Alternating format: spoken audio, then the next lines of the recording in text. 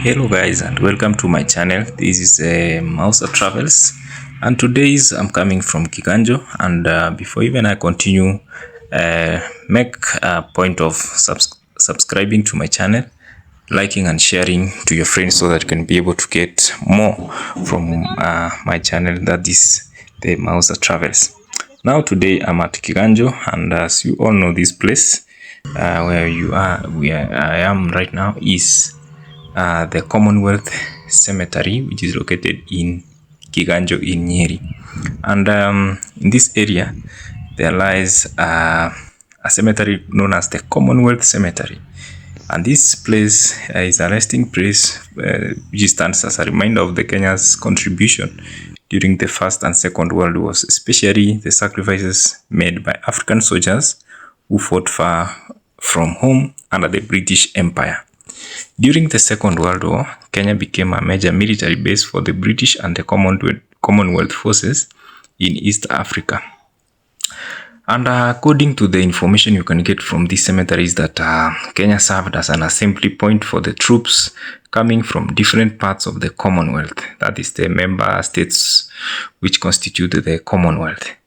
And also Kenya also hosted military hospitals. It also supported depots and training camps for East African soldiers who were later sent to battlefields in Italian East Africa, that is others to Madagascar and others to Burma, that is in the Far East. When you come to this area, you'll find that there is a metal which is on the gate, or the plaque, which will be able to tell you about the history of this area, on how it explains on the battalions of the King's African rivals which expanded during the war. African soldiers from Kenya fought with courage alongside the troops from other Commonwealth countries. Many volunteered willingly, leaving behind their families and homes to fight in distant lands.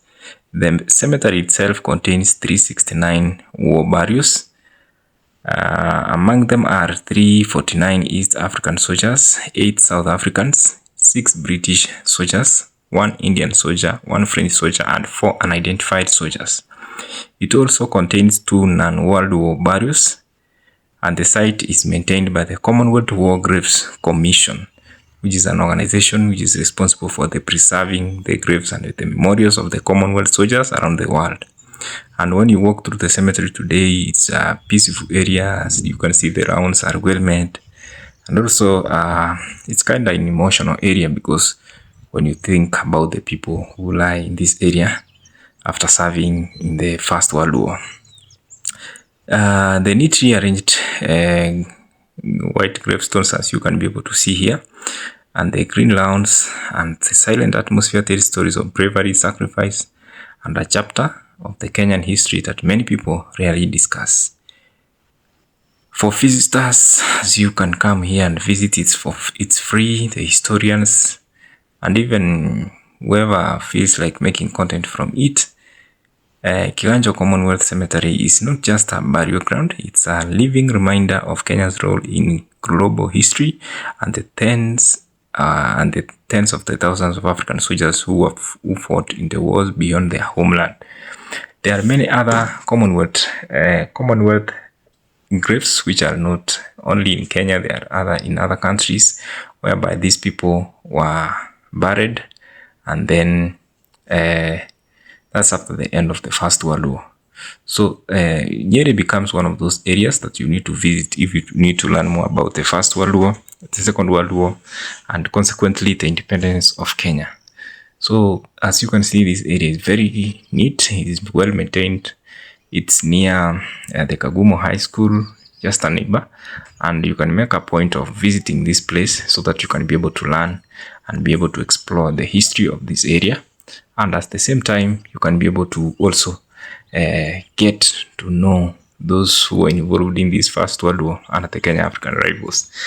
The Kenya African Rivals was it was like a KDF of that time, which was recruiting people to go and fight into the war. Some went as far as going to the Far East that is in Burma and other areas where the First World War was being fought. They came back, and they are the people who championed for nationalism in Africa. So these are the sites which are very important and very crucial for the learning of history about our country, because they are the pioneers of people who started things to deal with nationalism, who also brought the urge of the country fighting for its, or the people fighting for its own country. At the center there is the cross of sacrifice, which now becomes one of the points of reference that it's a Commonwealth grave. The cross of sacrifice, it shows the sacrifices that these soldiers who lie here, and in any other place where we have the Commonwealth grave, the sacrifices which they gave in order for the war to be fought, and all those who are involved in the war. So this area is free of charge. You are not charged to come here, only that you are given some few instructions, like no touching of the cross, and also you are not allowed to black the flowers. You just sit, enjoy the calmness, go back in time and be able to see how history has been shaped in this area.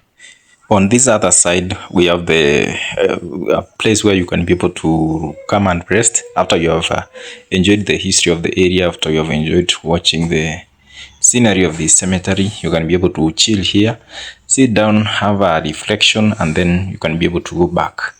This area is open, and from here you take the route through the Kiganjo Training Academy, and then you'll be able to get to this place. Or from Nairobi, you are on your way to Nanyuki, you'll be able to get to this place. Otherwise, thank you.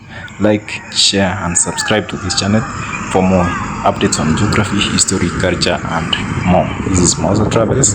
Thank you, and thank you so much for keeping it to the end.